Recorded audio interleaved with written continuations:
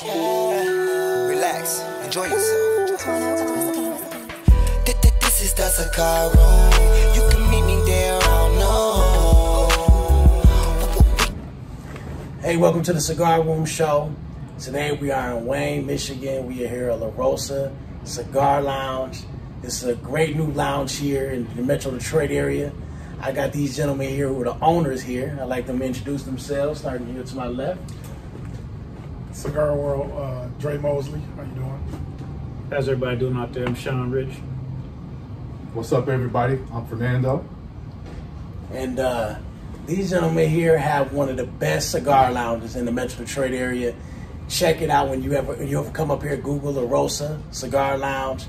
This is a great lounge. There's so much going on, but the story itself, gentlemen, of how it came together is one of my most intriguing things I believe is going to be talked about here in this conversation.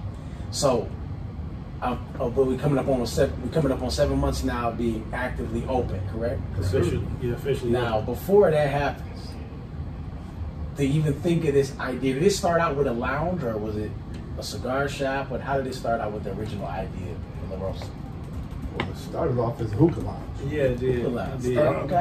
Started off as a hookah lounge. We also have a restaurant next door.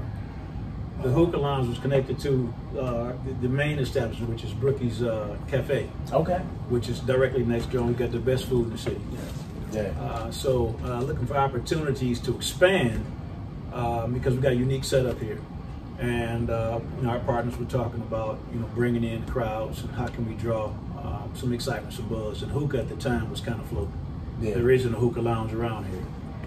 But that presented some challenges. We're trying to bring a more mature, grown-up crowd, and then particularly, it would seem like it was nothing but kids interested in smoking hookah, and that just wasn't the atmosphere we wanted to create. So, interestingly enough, a cigar license became available, and our partner Andre, who couldn't be here today, had been speaking on this exact vibe: mature, grown-up, live music. VIP setting, smoking cigars, and so we had to jump on it. And that's initially how it happened. That's amazing. The thing is like, and by the way, no shot at the hookah smokers, but I'm a hookah smoker myself. I'm really glad the choice y'all made. I'm a hookah smoker myself. I'm really glad the choice y'all made because everything that came from it was amazing. Like a lot of, because the thing is, when you open up a business like this, you not only give another space for somebody who enjoys cigars to come to, but you give opportunities to others. There's different people that's a part of the different events that you're doing. Right. You give those people an opportunity. Right. Those small business brands, those cigar brands, those boutique brands, you giving them an opportunity.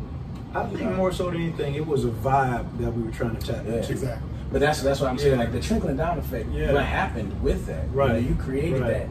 With what you did, and the trickle down effect that you gave other opportunities with what you were doing, right? And the layers just the layers just peel back, and it's like, oh, this gets to happen too. This happens, but the vibe, definitely the vibe is right. I've been here a couple times, and I love it here. I love what y'all created. I'm glad to hear it. So when y'all first opening though, like, was it what you thought it was going to be? Ooh, my opinion, I don't think so.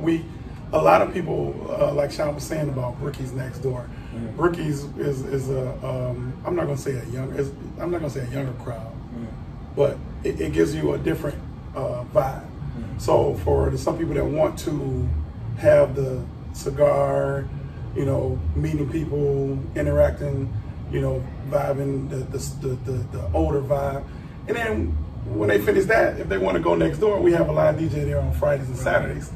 So we spinning on wax at Brookie's. Yeah, we playing on the sax. Right. So we can accommodate 25 on up. Right. It's almost like they're bar hopping. Right. Yeah, and they feel like that. Some people say we feel like we're bar hopping. Right. You can bar hop through one door. Go out one door, go right next door. Man, you're right. Shout out, man, the food is amazing. The first time me and my wife was here, we had the food. It's, she's being real. She's like, babe, you know, some cigar lounges you went to, the food ain't that good.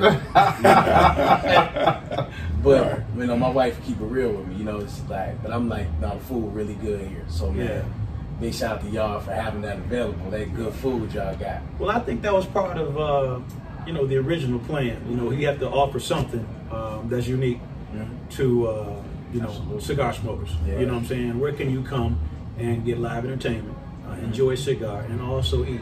Not to mention, you know, the liquor. You know, so the kitchen was imperative, the cook was imperative, you know, the menu, and these brothers did a great job of, you know, going through that, you know, going through the grocery list, the checklist. What do people like to eat? How can we appease to the mature palate? We don't have burgers and fries. You know, nothing against burgers and fries, but that's not what we're offering here. You know, because we're looking for lamb chops. The lamb chops, exactly. Asparagus, you know what I'm saying? Right. You know, we got lobster tail. You know, so we got an assortment of fine cognacs, whiskeys, and wines of that thing. So yeah, we trying to touch on everything to you know, whet the appetite of everybody around to come together and see where it goes. Let's see what blossoms out of that. You may have to knock down the wall next door and just go to a wholesale restaurant. You know what I'm saying? Tablecloths and chefs. Exactly. And when you first starting out, when you first getting things together, it's obviously, you know, some people meet challenges a little earlier on. Some people obviously deal with certain things maybe later on. Was there certain challenges when you were first opening up that was kind of a little, you know, had some different, you know, things that happened, and then also, how did you get through it? I don't think we really met any particular challenges other than build out.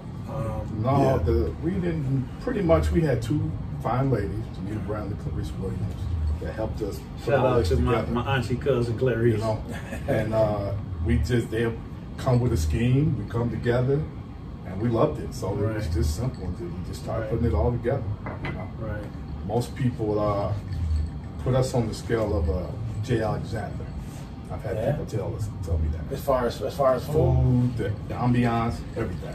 I said, you guys on the J. Alexander level. Absolutely. Whoever told you that, they're not. It's a great food. I'm telling you, great food. Honestly, great our environment. food is much better than J. Alexander. Let's be real with you. Listen, you know, I didn't want to shun them because who knows, I might have to bump into some food. Like, you know, what's going on with that? That might encourage Jay to step the game up. But man, it's a great. That's the thing. But the thing about it is when you have that early on, that speaks to the communication and trust and good relationship you have amongst each other. You know, to put together something like that. You know, because sometimes people deal with certain challenges, but this, what y'all just said, for anybody out there listening, this is what it means when you got to have good communication, have a process, you know, to be able to talk with each other and trust each other in order to execute, you know, having a good proper plan in place. Because this lounge here, now you opened up, 7 months, and so when you see the customers come in, you see different people come from all over. What was that like when you get some of that first feedback? It's exciting. It really is. You know, to walk in. It's been times to walk in and seeing people I hadn't seen in 25 years. You know what I'm saying? So it actually brings people out. And that's a wonderful thing. And then see people enjoying themselves. You know, taking full advantage of the service that we provide. And, you know, networking, the things that go on in here. The conversations that are had, the people that are coming together, sharing of ideas, listening to music, drinking good spirits, smoking cigars, and, you know, moving forward in life. So. My thing is the new people. When I get excited about the new people that come in, even though I love our people that we've been knowing for a long time, coming to support and love that, appreciate that. But when the new people come and they show such love, you know, it's overwhelming sometimes. It's like you're here to see, you came to see us. You know, it's sometimes you can't believe it, but it's almost like a dream come true. Especially when we get people that travel here. So, you know, being from I don't know what we consider our little county here. Down, it's not down. What are we? What do you consider this? In Wayne. We're not in Detroit. Right, we're not in Detroit. So we surrounded by Romulus, Wayne, Inkster, Westland, Ypsilanti. You know, that's basically our community. But we got people coming from Detroit, East Side, West Side, Farmington Hills. We got people coming from everywhere. You know, so, and I think what we really want to tap into is you know, the business community getting off the airplanes at Metro Airport. Absolutely. Googling us, cigar bar, hearing about the spot. We 5 minutes from Metro Airport. Come in, sit down. We got Wi-Fi. You know what I'm saying? You come in and sit down. You know, to our members, we got VIP room in the back. We've had a couple people that had a 3-hour layover.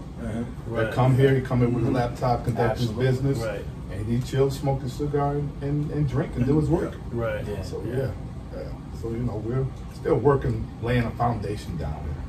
You know. So anybody out there in Laos, Detroit Metro, Uber, Metro Car, Lyft, 35228 Michigan Avenue, we available. We're here for you. Man, especially if they happen to come in on one of them nights. One of them nights, when right? They see that big going on, like, man, you. We get that all the time. Man, but like, you know, creating that kind of environment and creating that vibe, you know, a lot of people. You know, this kind of what I outlook in the culture now. There's a lot of people that the lounge setting has turned into a little bit of a, you know, younger crowd. People kind of going towards, you know, getting that younger crowd, and some people kind of get away from the lounge setting. Was it important to you to stick to keeping the lounge setting and having that different music and kind of staying away from maybe that 25 and under crowd? Absolutely. I've seen young kids walk in the door, turn around and walk back out. Yeah. This music ain't the same. Right. So we get a older, mature crowd just come through. Yeah. I've never met so many new people in my life. And people are still saying, I didn't know you guys were here. Right.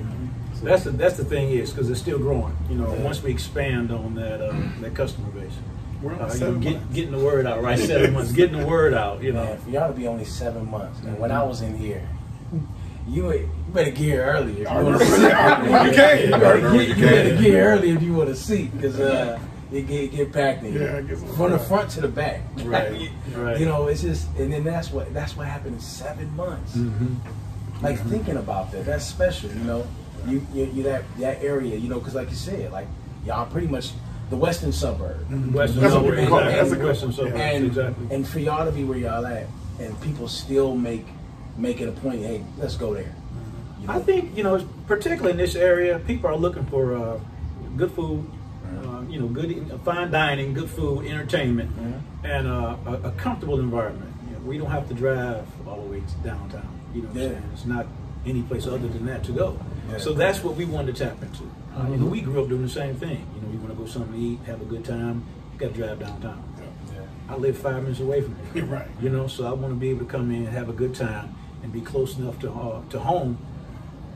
Leave out of here 10, 15 minutes would be comfortably in my house, you know, rather than coming out from downtown. So that was important to us. You know, that's when we're coming up with the concept and idea, like, what can we provide?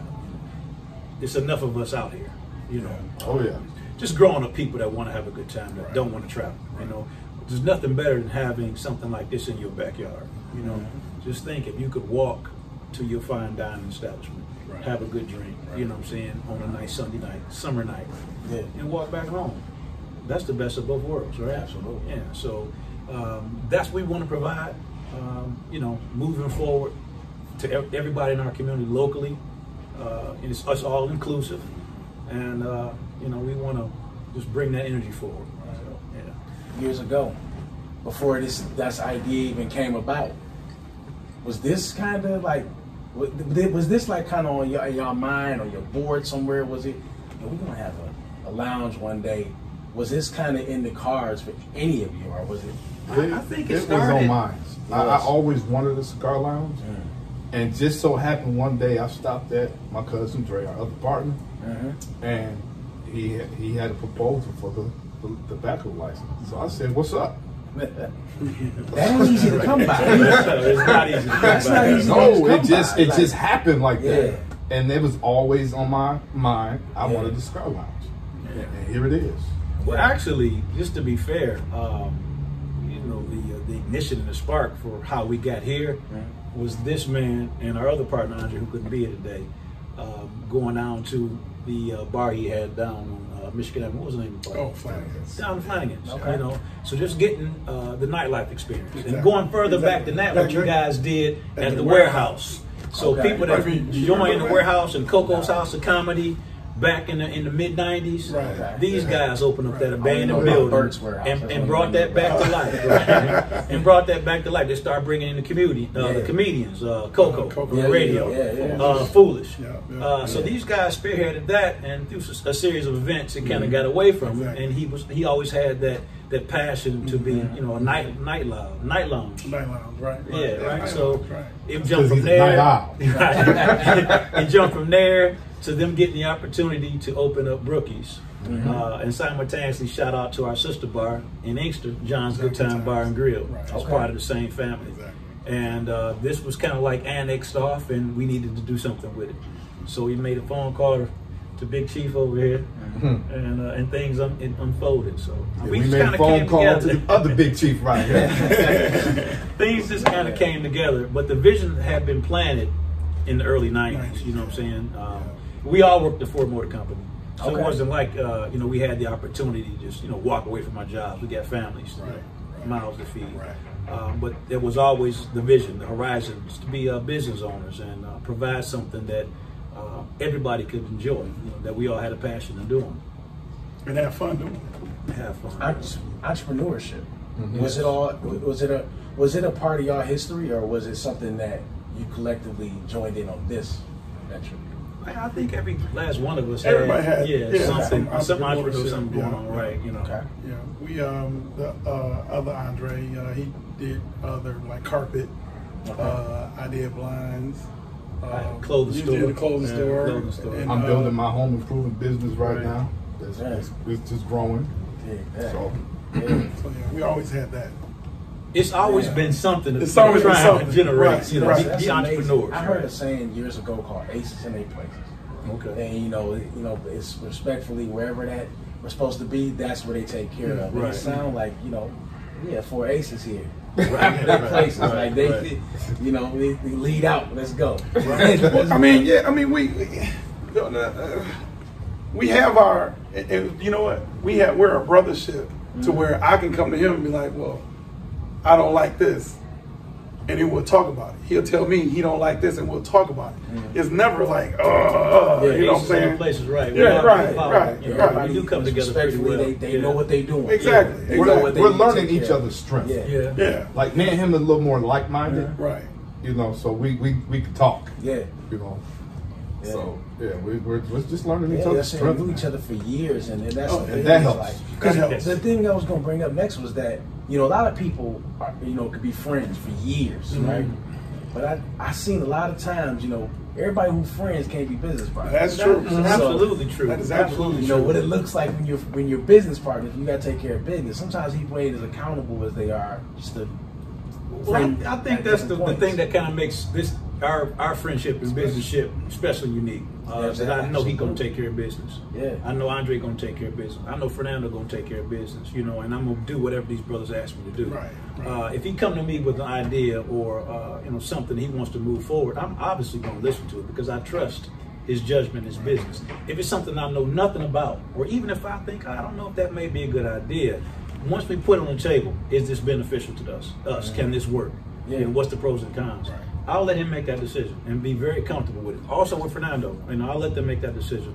But there's no egos here that will prevent us from, you know, solving our way out of any problem. So because it's tough for a lot of people, you know, to let egos subside for we can all rise. Right, exactly. It's tough for a lot of people to acknowledge. People say it, you know, like, yo, we gonna all, you know, but when it's actually gotta happen, you know, I've seen it go really tough. Go south, you know, but greed, you know, arrogance and all those things that come into play. But I've known this man since I was 9 years old. Yeah. We met in high school. I was about 18 years old. You know what I'm saying? So, that's just, I trust these brothers. And, you know, we're able to, you know, the ego and the greed, those things don't come into play. Because I'm equally as concerned with his family and his family as I am my own. You know what I'm saying? His daughter's my niece. His daughter's my nieces. You know, my son is their nephew. So that's the way we approach everything. You know, so what's best for me, what's beneficial for me, has got to be beneficial for these brothers and vice versa. So when you're looking at it, you know, from that perspective, I'm not out trying to get mine. We trying to get ours. You know, and I don't have a problem. Making sure that we all rise. You know. Once you get to a point where you can sit down at the table we've sat down at the table by ourselves. I don't want to do that. I want to sit down and eat. Right.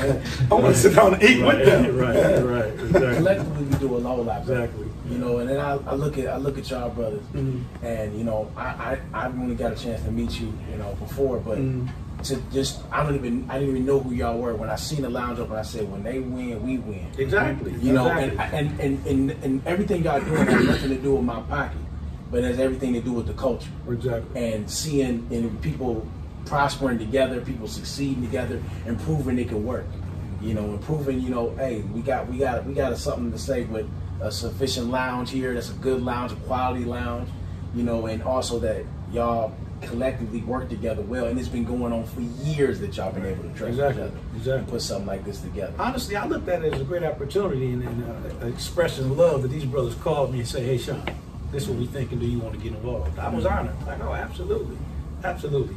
I don't know much about cigars. I know these brothers. Yeah, you know. That's made easy for me. So go on. I know because I honestly didn't either when we first started. Yeah. So go, you know, get a little personal about cigars. Tell me about your first cigar experience. Like, how was that first time you smoked a cigar? How was that for each one of you? For me, it was when I first smoked a cigar. Of course, I smoked the wrong one. Okay. It really didn't have the flavor. You know, what the hell is this? And after that, and I smoked, it was calming, it was relaxing, it was smooth, and that's when I really like, man, one day I'm gonna own a cigar lounge. Right there. Yeah. Dig that. I just like the atmosphere because I used to go downtown, Casa. Yeah. I used to go to the MGM Grand, the Aces Lounge on Saturday nights. They had the bands driving way down there, and I live out in Belleville. So to have it here in Wayne and there's nothing else around like Actually, this, for you to bring it here to Wayne. Yes. Actually, for you to bring it here. You know what I'm saying? Yeah. Bring it here to Wayne. You know? bringing it to Wayne is phenomenal. You're right. 5 years from home. Man. Yeah. I think, well, my first experience, like I said, I smoke hookah. You know, that's my passion. That's what I enjoy. So I've been smoking hookah almost 30 years. You know, so when I would travel, you know, some years ago, they weren't as available as they are now. Right. So I had to smoke something. So I walked into a cigar shop, Cigar Lounge. I think it was in South Florida somewhere. And actually with Dre, me and Dixon, right? Okay. So we walk into a little, cigar bar and grab a couple of cohibas because we thought that's what we're supposed to smoke. Right. And it wasn't nothing spectacular about it, you know what I'm saying? I was like, wow, I'm just getting my fix in. You know, I'll have one every now and then, but traditionally, I'll take a little bit of alcohol and just hang out with the boys. I'm not really but I do want to say that this fat bottom Betty here, I got specifically for my boy Tyrell. So Ty, when you see this, we got these fat bottom Betties just for you, bro. I mean, it's a great conversation piece. It is. You know, I've sat with Terry Mills, a couple other cats, smoking, and we having great conversation. Yeah. You know, just talking. It's funny, it's interesting that we do know a lot of guys that really enjoy good cigars, and they have been going everywhere else. You know, so it was just, it just kind of fell into place that, you know, the people you know that enjoy cigars, you know, in my case, not so much so. But we provide that, you know what I'm saying? So I can come up here and run into T-Mills or anybody else. Good What other celebrities do you have up here? Yeah. Come on, celebrities. Yeah. Your first one? My first one actually was, I call him G-Money, Gerald. Gerald, okay. Gerald, Dre, and Fernando, we was my first one. I had the Cognac Vanilla. Okay. Shout out to Gerald. Quiet Pleasure. Quiet Pleasure. Yeah.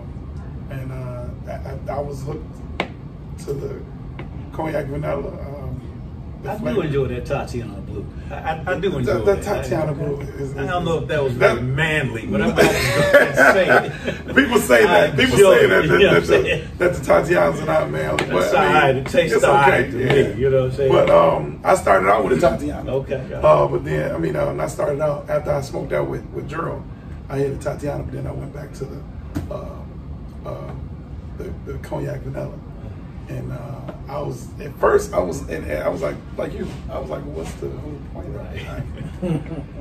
No, it gives you that that like a 30-minute high to me. Yeah. I don't know about everybody else, but the first time when I stood up, I was a little, I was a little woozy, you know. But no, I enjoyed it. I enjoyed it. Man, mine wasn't as pleasing as y'all's. You know, a different part. Man, my first cigar, I thought I was going to just look cool, you know. In that courtyard down there in Houston, Texas, and at that hotel, and it didn't work out for me. I was like, hey, I'm trying to look a certain way, it ain't working. Trying to act like I know what I'm doing already. I ain't know what I was doing. Trying to blend in with everybody else who was smoking a cigar down there. But, you know, and like I said, it's a great conversation piece. It's a great conversation. But I love the vibe. Everything I love about the cigar culture, you embody right here in LaRosa. For sure. Everything I love about the cigar culture, you know, I wanted to enjoy, you know, because when I had my own cigar room at home, I had to convert my garage into my cigar room. I had to finish it out during the pandemic. And listen to some good music, you know, and have a cigar, you know, kick back, cool. Y'all do that several nights a week here. Y'all have different events, different things. Let's talk a little bit about the vibe that's created from LaRosa here. So we got Smoking Word that's happening on Wednesday. Yeah, we got Smoking Word that happens on Wednesday. Thursday we have. I like that name, so I almost came up with that. Smoking Word. DJ Dig This. That's TJ. That's TJ. Throwback Thursday. Right. Friday we have our sax. His name is Saxaholic. Singer Dominique Berg. Saturday we have Chris and his band. Sunday is we just really listening to music, vibing, and Sunday's picking up. It's crazy. And one thing that I wanted to say is I didn't know how much women smoke. Shout out to Puffin' with the Pearls. Puffin' with Pearls, right? Puffin' with Pearls. Shout out to them. Yeah, I just talked to Marissa before I got here. Marissa, yeah. Just talked to her before I got here. Wow, shout out to them. I didn't know how popular it was for women. I thought it was just a man thing. I really did. Yeah. This is just as popular with the women. Absolutely. Sunday, exactly. Shout out to all the sisters that know what they did, and a lot of them know what they're doing. Right. It's amazing. They teaching me things. I'm like, wow. School too. Exactly. You know, so they were our first event here. Yeah. The Puffin' with My Pearls? Yeah. Shout out to Puffin' with My Pearls. Yes, sir. Tell me, they do their thing. They do their definitely thing. do their thing. Yeah. And then whenever they have an event, we try to attend. Absolutely. At least one of us try to attend. Yeah. But yeah, the women thing is huge. You know, it's been nice in here, but we'll have 30 women here, and you know, sometimes it'd be 5 guys. You know, and everyone's having a ball. Everyone's vibing. There's 30 women, about 15 guys. About 15 guys. About 15 guys. Yeah, maybe I'm under exaggerating. Right. The thing is that the women bring in the crowd. Exactly. You know what I'm saying? Yeah. That's basically and that's what I'm saying. right. And that's a great thing too, because men want to go where ladies are having a good time. Yeah. If you're a single man out there and you enjoy a cigar, the sisters they coming in here. They're coming in here. And I don't want to keep using the word sister because it's all inclusive. Yes. You know what I'm saying? Yes. So I don't care what the ethnicity is, Right. where you Yeah, come absolutely. from. Right. This is an open and welcoming environment. Yeah, you know what I'm saying? exactly. You come and have a good time. You enjoy jazz music, good food, and cigars. This is the place to come. Yeah. And we also and then we open up our doors for all. We have comedians. We have the live band. We have the singers. You know, we open it up for everybody. And we about to try something new.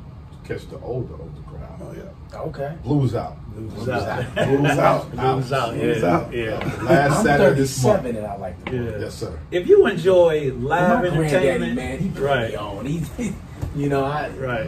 You know, so yeah, I can appreciate it. I just love live music like that. Yes, Like sir. I used to want to come in early to catch the musicians, just to they do their little jam session. You know, quick little jam session, just enough. Just let them get off. Just let them peel the paint off that guitar. Let them just, you know, just let them get off. That's why I love whoever it is, whatever musician it is. I just love to hear good music and know that. And y'all help those people have opportunity to still play somewhere, and it be a good environment. Yeah, definitely. What do they say about when they come here?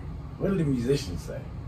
Oh, they love it. Yeah. They are. They try their best to come back. They want to Right. know because we have different. We also have different bands that came to support, and they try to sneak, hey, can y'all do a Tuesday? Can we do a Wednesday? You know, so they love it. They love the vibe. I like to call it a large, intimate setting. Right. That's what you put it. Right. That's right. Because as you can see, the bandstand is right there. You 2 feet from the audience. You know, the people love that. You know what I'm saying? Yeah. So that's what it is. They have like a tiny desk right here. Exactly. You know what I'm saying? So yeah. I love it, man. I love the vibe. Each time I came here, man, and I'm looking forward to more, man, coming from LaRosa, man. So before we get out of here, is anything we want to make sure we mention? Anything coming up here in the near future we should look out for? Other than the announcements that we made, and you know, if anybody's watching this podcast and you got something that you think that might be unique that you want to bring, contact us. Please. You know, we trying to provide a service, you know, to anybody out there that's moving forward, whether it be entertainment, you know, social events. If this is your vibe, this is your crowd, come in, connect with us, and let's see if we can put something together. Exactly. It's amazing. Can't say enough. That's it. Man, I really appreciate y'all time, and thank y'all, man, for letting Shout me out come to down you, here. man. Absolutely, brother. I appreciate you, For man. putting this together. Right. This is a good thing that you got going on. Yeah, I'm trying to keep it moving, man. Whenever you want us to come back, man, let us know. Oh man, you know, I'm thinking about something else. I got something on my mind concerning one of y'all events that I think I might want to, you know, stand in this media. Right. You know, Right. I love to do that, but I'm looking forward to it, man. And yeah, Tony City Smokes. Okay. LaRosa Cigar Lounge. Yeah. I tell you about this place too before I came here. Okay. So shout out to him. Yeah. You know, but just appreciate y'all time once again, man. I'm looking forward to great things with LaRosa Cigar Lounge. Yeah, appreciate it. Appreciate you, man. Thanks, brother. Appreciate Everybody you. out there has a blessed and prosperous week from the Cigar Room Show.